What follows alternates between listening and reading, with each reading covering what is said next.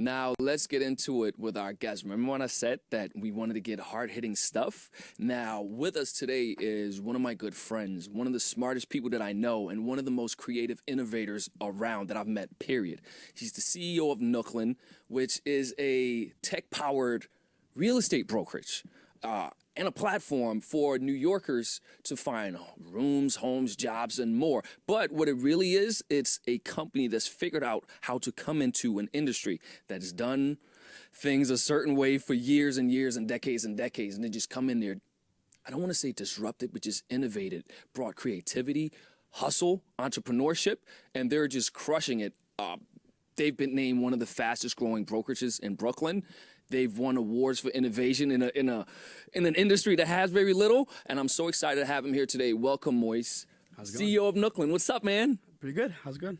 Everything is good. Now, there's so much that I want to talk to you about because, again, when we have conversations off camera, we don't just talk real estate, we talk tech trends, and we're constantly looking at where are things going, where are the gaps that then create the opportunities. Right. And then that's how you like to say it, okay, there's the opportunity. Before we do that, just tell us really quickly, what is Nooklyn, how did it come to be, and what is it that makes it cool? I know New York Times called it the Match.com for roommates. Cool. What's the situation with Nooklyn? What is it? Yeah, so basically, we started out in Bushwick helping out people, creatives, designers, people who didn't have traditional income. A lot of it is that in real estate, everyone's trying to sell multi-million-dollar homes. So you see everything from $1 million listing, all that type of stuff. But there's really no one out there trying to solve the problem of normal people trying to find an apartment, live with roommates, things like that. So we started out in Bushwick and we've grown from there. We've helped over, I think, 50,000 people move at this point.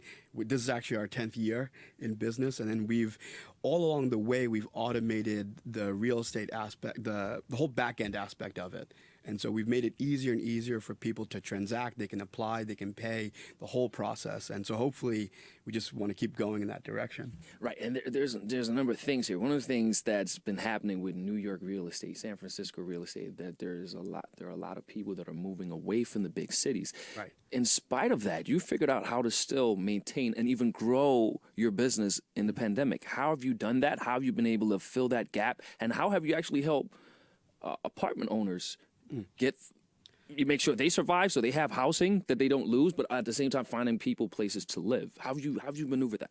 So most of the companies in New York City, they all basically exist off of Zillow.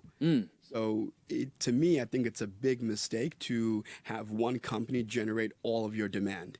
Right. And so if you're a restaurant and the only place that you get customers is Seamless, and then Seamless says, hey, we're taking you off, or does any changes, your whole business is screwed, or something's going to happen at that point. We've been developing where our app and our website generate half of our customer demand, and then the other half is a selection of Zillow and other services, signs, all sorts of stuff. So we've been pretty innovative in how people find us, and that's led to people using us 6 months in advance. So take the roommates as an example. Yes. If you have $800 and you're trying to find an apartment, but you don't have roommates, and you call anyone from an established brokerage, they'll just hang up on you. Really? Right? They'll be like, hey, I have $800, like that. And they'll be like, forget it. Right. That person is not an easy, shoe into another apartment. Right. You have to put in some work to find other people they can live with, all of that. We've built out a platform that makes it so that they can find those roommates on their own. So it's self-service. Right. And so people feel safer this way. And then for us, now we're getting a group of people to, apply for that apartment. And then the other aspect is, you were talking a little about it earlier in terms of privacy. Yes. So we're very respectful of people's privacy. We have really built out a company premised on that. We don't do anything weird with your data. We don't sell your data. We lock down access to your data. We don't store stuff if we don't have to. It's something that customers have come to expect, but doesn't really exist in real estate. So one of the things that I found that you said is really, really interesting is that there's a huge market of underserved renters because, again, they feel like the juice is not worth the squeeze going after someone with $800. But what this sort of has morphed into is that there's now a huge market of co-living, not just traditional roommates, but co-living. Can you talk to co-living a little bit? And also with your platform, what I've seen is You literally go on there. It looks delicious. It looks enticing, and the whole process from start to finish can be handled with very few clicks inside the platform. Can you talk? Do they have any type of correlation? The ease with which you can get an apartment and then serving that underserved market? For sure. I mean, like, the thing is, if you are Beyonce, right, and you're trying to find an apartment, right, like, someone's going to do 98% of the work for you, just show up and sign papers. Right. Right. If you have, you're working in marketing in Midtown or something, you make 50, 60K, right? It's going to be hard to find someone who's going to do all of that work for you. Right. So a lot of that has to then become self-service, right? Where the customer has to be able to find everything on their own, do their own research, save things, share things with their friend, all of that type of stuff. So serving that market is about building tools that give them the power to do it, right? So for example, like when they're applying, sometimes they'll have their parent guarantee it. Right. They can invite their parent directly on it, and then their parent comes on. So our peak time of activity is 9 p.m. to 1 a.m., right? And so it takes it out of this traditional relationship of being in an office, signing paperwork, all of that stuff. It's just people using our platform at their leisure, being able to invite their parent or their roommates and do it collaboratively together. That's then the same thing with CoLiving, where what CoLiving is attempting to solve is a lot of the headaches that come with living with roommates. Right. So you move in with a roommate, someone messes up the couch, like who paid for the couch? It's like a battle. Yeah, right? Someone broke your dish or Cause someone's not friction. cleaning, all sorts of these issues, right? And so CoLiving has said, okay, like we can do this better. Right? We can provide a bunch of the furniture, we can provide cleaning, we can provide services that make living with the roommates much easier. I think it's great, and we've collaborated with basically every co-living company now. Wow, that's incredible on so many levels. Now, I keep going back to this piece. I saw it in the New York Times, Match.com for roommates. What did that come out of, and what is that? Because I know we talked earlier about Bumble, and there's people that go online to connect with one another. How does it work on your platform with your technology that people can come together and match as roommates? How does that make sense? The thing is, 80 or so % of our customers are women.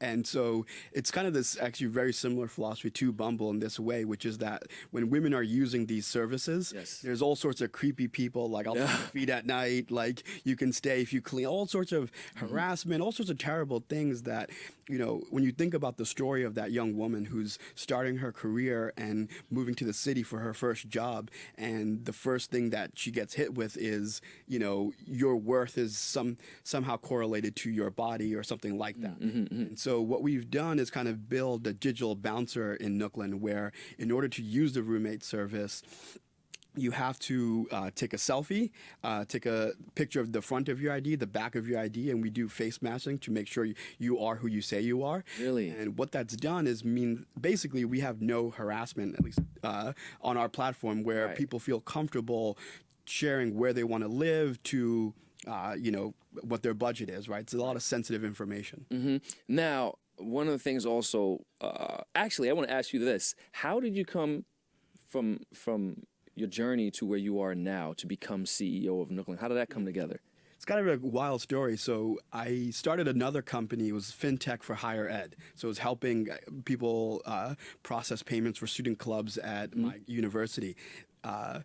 I didn't know anything about business at that point. I studied Russian history in the 18th century, so... That's your college degree? Well, technically I dropped out. Oh, man. I went all 4 years, and then 3 weeks before graduation dropped out. But anyway, so I was moving to Brooklyn to, start that business. I didn't know anything about business at that time, and so I didn't understand market size and all those types of details that you would learn. All the lingo and the jargon, you didn't know any of that. So we moved, and we just didn't understand what we were doing, so the company failed very quickly. I lost a lot of friends in that process, but Nooklyn, the company, actually moved us in. And so I lived in the same building that the founders of Nooklyn lived in, and the office of Nooklyn was. And one thing you learn when you move to New York City, it's a lot more expensive than you think. Right. So, everything, lunch, everything is super expensive. And I ran out of money really quickly, and I started building Nooklyn's website as a side hustle just to eat. Right. One more thing though with Nooklyn and how that came to be where it is and what it is today. You started designing. How did you go from that part to develop the skill sets to now be CEO? How did that come about? How did that work? I think design, a lot of people mistake what design is. They think just it's how it looks. But Steve Jobs has this great saying where it's how it works. And thinking about, just going deeper than just, what the font is or things like that. And so I had all these ideas about what I thought real estate should be. So like, for example, when you go to most real estate websites, first you get hit with a survey of like, here's all the, questions there, what's your budget, all these types of things. Yeah. The first page was here's listings. Right. Here's everything. Right. You don't have to do any filtering. Right. It sounds weird, but like at that time, no one did that. Right. And so there's this just transparency there's these things I wanted to build that made sense from a design perspective, but from an engineering perspective were really difficult to pull off. And so all the engineers started telling me no. And that's when I was like, bullshit, like I'm doing this, like, and I'm just going to learn it. So I learned Nooklyn's the first website I ever built. And I use this website called Team Treehouse, which is the greatest thing. A lot of people pay way too much money to learn to code, like General Assembly or those types of things.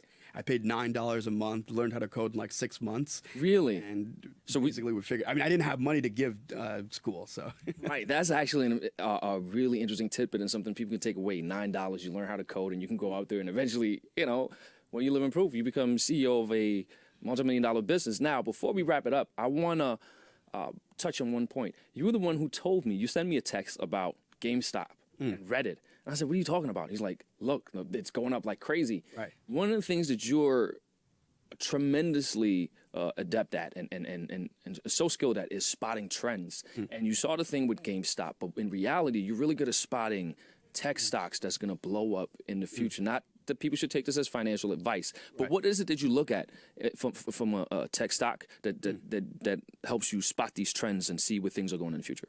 I think so. The biggest thing, like growing up, like I'm a nerd in the sense that like I was into like comic books, all this like Superman, Batman, all this stuff. And in the 90s, growing up, you're kind of weird if you're like into that kind of stuff, right? People made fun of you. Oh, you still like into Batman? Like it's something like a 6-year-old's into. Right.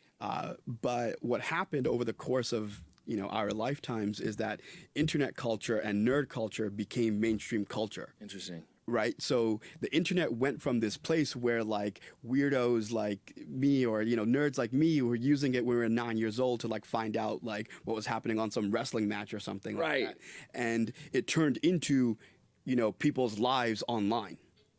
Right. And so internet culture is mainstream culture. Right. People get their sense of self-worth through these apps. Right. So it's something where when you look at Reddit as an example, right? Reddit is it's a website that started basically off of another website failing. So there was this website at the time called Dig, and they censored some of their posts. And basically all the users went over to Reddit because Reddit said, we're not going to censor this, right? So the thing about technology is that, especially these types of social media platforms, there's this kind of surge that happens very quickly. So it can take, years to build up trust and then a day to lose it. And so Reddit is this service where it's kind of the same thing of like, you can't tell those people no, right? And you have now millions of young kids who like played far more sophisticated markets in like World of Warcraft. Like, if people think like the stock market is complicated, you should actually play some of these games like MMORPGs, like Final Fantasy and all these types of things. It's far more complex than like the stock market. But how does that play into how you spot the trend? So if they're talking about GameStop and they're saying, hey, there's this opportunity where someone shorted it and we should just all jump into it, right? I'll never bet against them. Interesting. It's like, because the thing about them is that, I don't know, it's this aspect of that is their achievement. Right. Like it's something that's different from, some people want to start a business, some people want that. For a lot of these people, they literally want that social credit of being cool on the internet. Right. So it's like versus in the VIP club from 10, 15 years ago. I see. Right. So it's like it's just a very different form of like satisfaction. So like being a hero on Reddit means, Reddit is a good example. All the people who are moderating their service are volunteers. Right. So it's literally just for the social that like they basically have created this whole network of people who do half the work for Reddit for free, just for the social like credit. Right. Wow. That's so interesting. That's another conversation all onto itself. Now, if you want somebody out there watching that's looking at you thinking, wait a minute, I dropped out of college, or I may be in college and I have an idea and I'm not sure this is the right place for me. What's one piece of advice or one takeaway you would give people out there watching that may be dreaming of one day owning and running a startup that's profitable like yours? I think the number one thing is finding people you trust. Building a business it's a reflection of the relationships you have with your founders. I would never start a business, by myself. Like I would want people in it with me. They have skin in the game, that they're doing it together. With Nooklyn, like Harley and Joseph, like we're very different as people. Right. But I consider them brothers in the way that like co-founders, yeah, like it's something where like there's no secret information that I have that they don't. There's nothing that I feel I can't say to them because they know that I'm not, say it's a criticism, they know that I'm not coming at them from a place of insecurity, but that I love them and that I want them to improve so we can all improve together. Right. I think a business is often just the reflection of the relationship that the people who work there have, right? So it's much more powerful than being responsible to a boss, is to be responsible to, your co-founders and then your employees, feeling a sense of a two-way street in which you want to help see them grow. Right. So all about transparency, trust. Even though you have a contract, it's important that you trust the intentions and that there's no ego there. Moiz, of course, as I knew this would be, this is incredible. Thank you for the insights. And thank you guys out there for watching. I told you it was going to be lit. I told you it was going to be some gems being sprinkled all over the place. Make sure you follow Moiz on @Nooklyn. See what they've been up to. And thank you all for watching. Until next time, this is Philip Michael, your host, and I'm out of here.